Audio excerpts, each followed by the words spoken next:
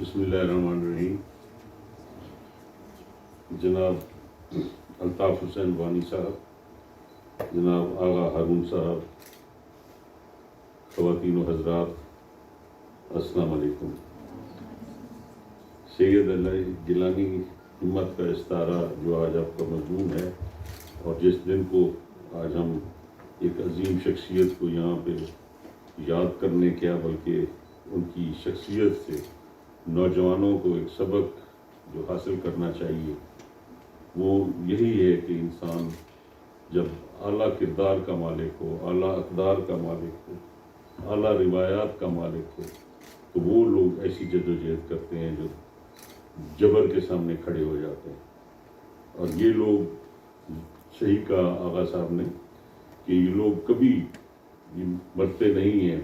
بلے شاہ کی جو جس طرح ان کا شعر ہے، تو یہ وہ شخصیات ہیں جو تاریخ میں ہمیشہ یاد رکھی جائیں گی. بلکہ ان نوجوانوں کو جب ان کی شخصیت پڑھیں گے تو ان کے کردار میں ایک وہ تقویت اور وہ طاقت ملے گی اس کردار کی.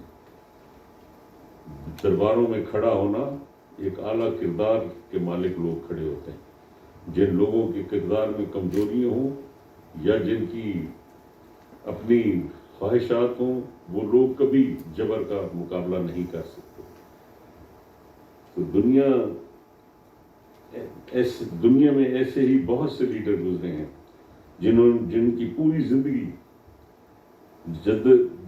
جہد مسلسل سے عبارت رہی. سید علی گیلانی بھی ایسے ہی ایک رہنما تھے. سید علی گیلانی مقبول کشمیری رہنما اور قائد تھے جنہوں نے اپنے 6 دہائیوں پر محیط جدوجہد میں بے پناہ مصائب برداشت کیے، لیکن ہمیشہ جواں ہمت اور نڈر رہے. وہ اپنی مقبولیت اور انتھک جدوجہد کی بنا پر معروف عالمی فورم، مسلم فورم رابطہ کے عالم اسلامی کی رکنیت حاصل کرنے والے پہلے کشمیری حریت رہنما تھے. وہ نوجوانوں کے لیڈر تھے. احتجاجی مظاہروں میں نوجوان ان کی تصویر ایک انقلابی رہنما کی طور پر بلند کرتے تھے. انہوں نے کل جماعتی حریت کانفرنس کے قیام میں کلیدی کردار نبھایا، جس سے کشمیری رہنماؤں کے مابین نظریاتی جنگ تھم گئی تھی. مجاہد آزادی سید علی گیلانی کا یہ نعرہ "ہم پاکستانی ہیں، پاکستان ہمارا ہے" مقبوضہ جموں کشمیر کے پاکستان سے الحاق کی ان کی بے پناہ حمایت کا مظہر تھا. اور وہ مسئلہ کشمیر کو سیاسی سے زیادہ اسلامی مسئلہ قرار دیتے تھے. مگر سید علی گیلانی کے جو چیز دوسروں سے ممتاز کرتی ہے وہ ان کے اپنے مقصد کی لگن اور اس کے لیے ہر قربانی دینے کا عزم و حوصلہ برس کی عوامی جدوجہد ہے، جو بھارتی غلامی سے آزادی کی جدوجہد بھی تھی. بھارتی غلامی سے نجات کی یہ جدوجہد بے شک انہیں انسانی حقوق کا ایک بڑا علمبردار بنا کر دنیا میں سامنے پیش کرتی ہے. آزادی مانگنے کی پاداش میں انہوں نے کئی سالوں کی نظر بندی کاٹی، جیل اور تھانوں عوامی جلوسوں میں تشدد کا سامنا بھی کیا. انہوں نے جھوٹے مقدمات میں بھارت کی بدنام زمانہ جیلوں اور کال کوٹریوں میں اذیت بھی سہی.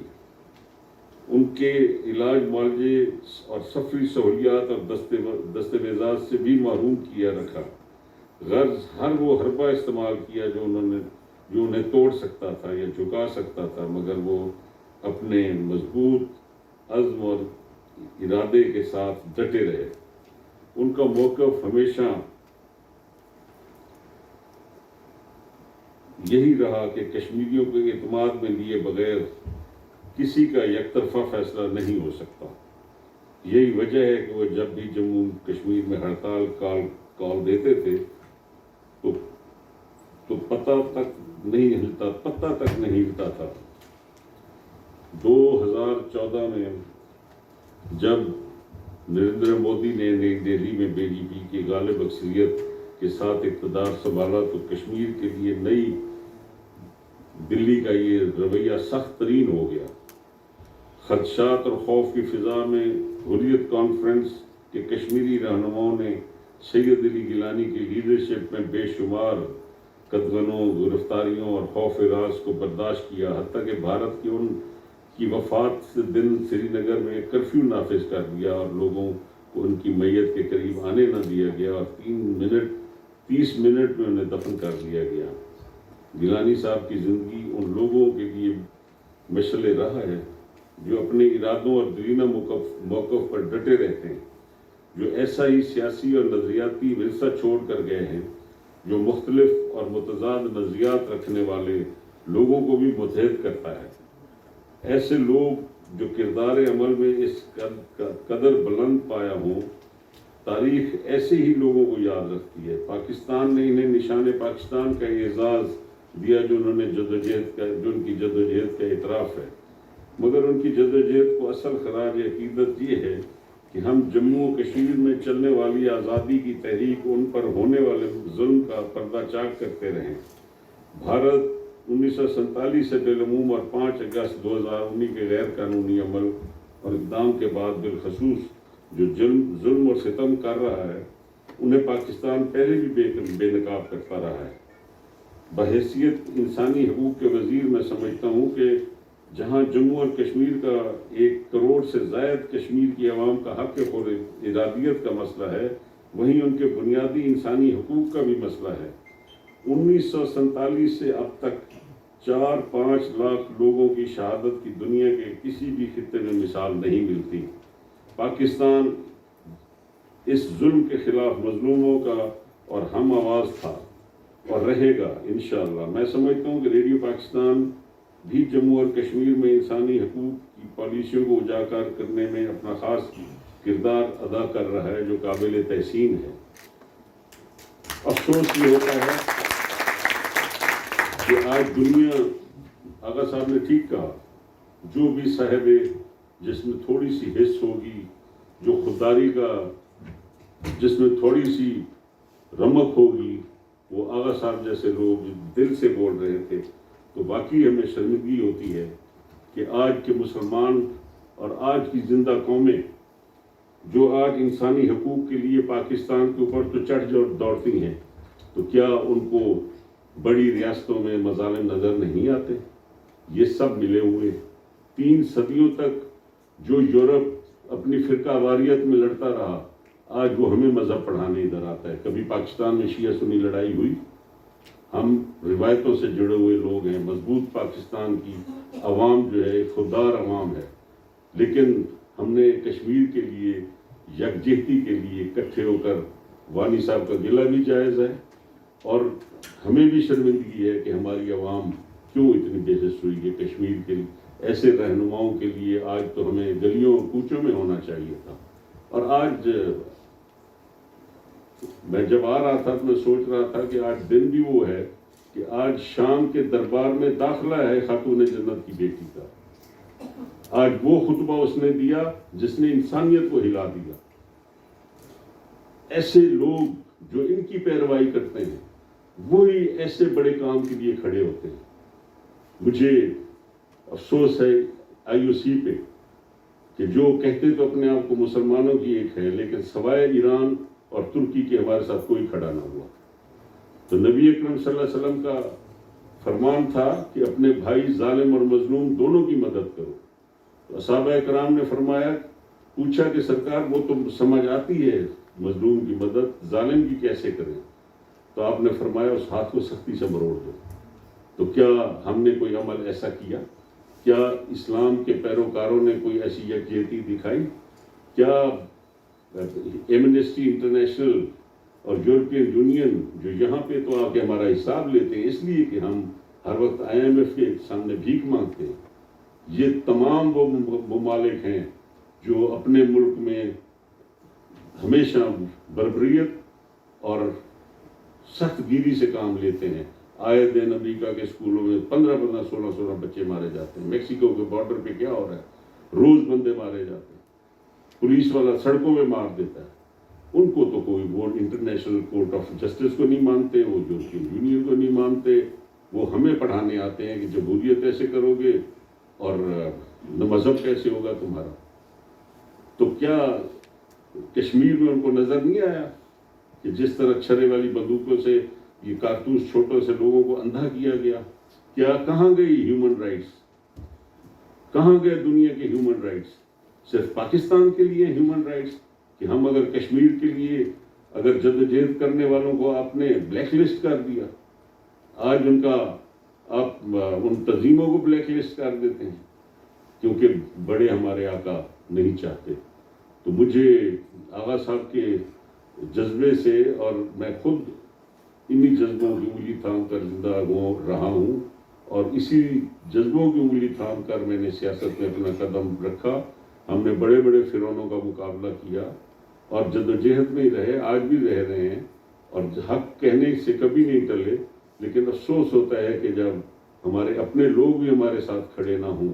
آج مشکل وقت میں کشمیر کے ساتھ ہم یہاں پہ کھڑے ہو کر تقریریں تو کر سکتے ہیں، لیکن کاش کہ اگر یہ قوم اگر ایک دفعہ مسلم امہ بھی اگر اٹھ کھڑی ہوتی، تو جہاں قدغنیں آپ لگا دیتے ہیں تجارت پہ، اور امریکہ اور یورپین یونین آپ پہ پابندی لگا دیتی ہے، جی ایس ٹی پلس پہ، آپ کی غیر ملکی آپ کے معاہدوں پہ، تو کیا آئی او سی ہندوستان کا ناطقہ بند نہیں کر سکتی؟ کروڑا لوگ ان کے وہاں کما رہے ہیں، کیا ان کی نوکریاں نہیں روک سکتے؟ کیا ان کی جو معاونت کر رہے ہیں وہ نہیں روک سکتے؟ جبکہ اسلامی دنیا جو ہے، ان کے سربراہان اگر دیکھا جائے تو دنیا میں سب سے زیادہ مضبوط ترین اور وسائل سے بھرے ہوئے ہے اسلامی دنیا، لیکن ہمارے وسائل سے لوگ فائدہ اٹھا رہے ہیں، اور ہم آج بھی تیل اور گیس سے محروم ہیں، جبکہ کیونکہ قدغنیں ایسی ہیں کہ آپ ایران سے بھی تیل نہیں لے سکتے، آپ ایران سے سوئی گیس کا اپنا چولہا بھی سستا نہیں کر سکتے، لیکن ہمارے پر پابندی ہیں۔ تو بطور منسٹر انسانی حقوق مجھے بہت خیال رکھنا پڑتا ہے کہ ہمارے غیر ملکی تعلقات، کیونکہ بیسک سبجیکٹ تو فارن آفس کا بنتا ہے، تو بعض اوقات میں ایسی بات نہ کر جاؤں کہ مجھے بعد میں ہمارے وزیر اعظم یا ہمارے حکومت کے سربراہان سنشور کریں کہ آپ نے یہ کیوں کہا۔ لیکن حقیقت یہ ہے کہ مظلوم کا ساتھ چھوڑنے والے بزدل، ڈرپوک، اور اسی لیے جو خط لکھا تھا امیر علیہ السلام نے اپنے گورنر کو، مالک ابن اشتر کو، تو اس میں لکھا تھا کہ کسی بزدل، لالچی اور چغل خور کو نہ پاس بٹھانا، نہ مشاورت کرنا، یہ اپنے مزاج کے تمہیں مشورے دیں گے۔ تو لہٰذا یہ تین چیزیں بھی گناہ میں شامل ہوتی ہیں، بزدلی بھی گناہ ہے، چغل خوری بھی گناہ ہے، اور رشوت خوری بھی گناہ ہے، اور چغل خور سب سے بڑا جو ہے وہ اس گناہ ہے۔ تو ہم کیا کر رہے ہیں آج؟ ہم کسی بھی چیز کے پابند نہ ہم اپنی اعلیٰ اقتدار اسلامی کو بڑھا سکے، نہ ہم اپنی پاکستانیت کو بڑھا سکے، نہ ہم اپنے ہمسایوں کی مدد کر سکے، بلکہ ہمسایوں پہ، ہمارے بارڈر کے ارد گرد جو ہمسائے ہیں ان کے ساتھ بھی ہمارا رویہ بالکل ٹھیک نہیں ہے، گو کہ پاکستان ہمارے